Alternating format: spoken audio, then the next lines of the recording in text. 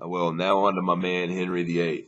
If you don't know much about Henry VIII, you really should read a lot on him. We're not going to be able to spend as much time on him as I would really like to, because he's one of the most colorful characters, in my opinion, in history.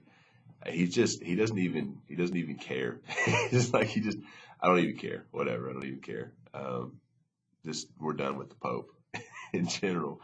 So, um, what started the English Reformation had nothing to do with liking or disliking the Catholic faith. As a matter of fact, if you look at the Anglican Church, I mean, it is literally almost exactly the same. It's almost exactly the same as the Catholic Church. The only difference is people are allowed to marry and divorce. That's pretty much, there's more to it than that, but that's essentially the difference is people are allowed to marry and divorce. So religion um, was not the cause of this at all. So Henry VIII married a girl. Her name was Catherine of Aragon. This one's probably going to take a little bit of time to give you the story on this, but just bear with me. Henry VIII married a lady named Catherine of Aragon. To give you some uh, something to hold on to with this. Catherine of Aragon was the daughter of Ferdinand and Isabella. You know Ferdinand and Isabella from the Reconquista of Iberia, and because they funded Christopher Columbus' voyage to the Americas, they are the reason why people um, started moving into the Americas, because they spent money to let Christopher Columbus go west to go east, basically. Um, but Catherine of Aragon was um, their daughter. Now, Catherine of Aragon was promised to Henry VIII's older brother, and they got married, and he died. And whenever he died, in order to keep peace with the King of Spain and to keep those good trade relations and so on and so forth, Henry, who would be the next king because his older brother died, agreed to marry Catherine of Aragon. Catherine was a pretty good bit older than Henry VIII, but not so much older that it was like super awkward. But they got married. They have a daughter. Her name is Mary. Um, Mary Tudor. She'll later be known as Bloody Mary. We'll talk about her later too. But Catherine of Aragon was unable to ever produce a male heir. Now, science tells us now that it's not her fault. It was actually he kept given the wrong sperm, essentially. Like they weren't able to produce a male because he was unable to. He had more female making sperm than he had male making sperm, and so um, Catherine of Aragon became kind of the push aside, and Henry, being the playboy that he was, um, decided that he's like, this is dumb. I need to find a way to get out of this, because it was really, really, really important in this patriarchal society for people, for kings particularly, to produce a male heir, because they needed a king to follow them.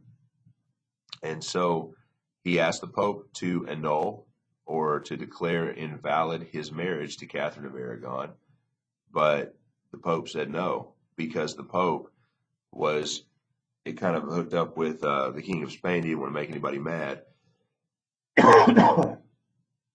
and so Henry decided to go to the English courts instead. The Archbishop of Canterbury ruled that Henry's marriage to Catherine would be null and void, and this was basically the beginning of the end for the Catholic Church in England. So, whenever all that was over with, Henry married Anne Boleyn. Um, Long story short, he actually probably really did like Anne Boleyn a lot, maybe even loved Anne Boleyn. Um, but he divorced his first wife. Anne Boleyn ends up producing a girl named Elizabeth, who's going to be one of the most quintessential queens that ever rules England. We'll talk about that again here in a little bit.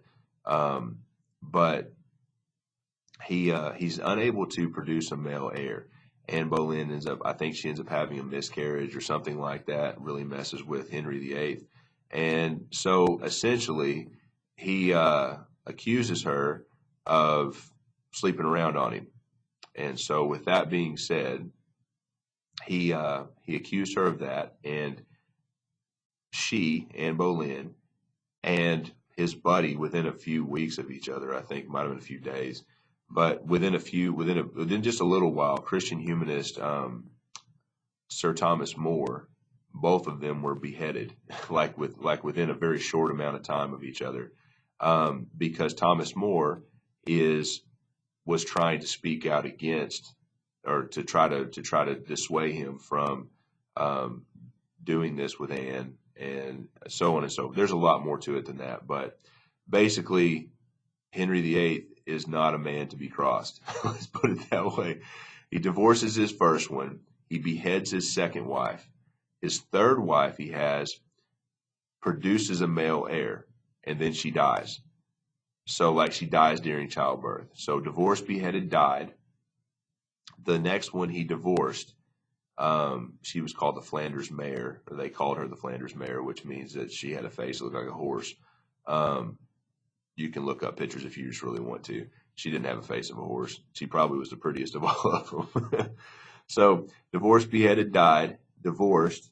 She beheaded the third one because he did actually catch her pretty much in the act of cheating on him.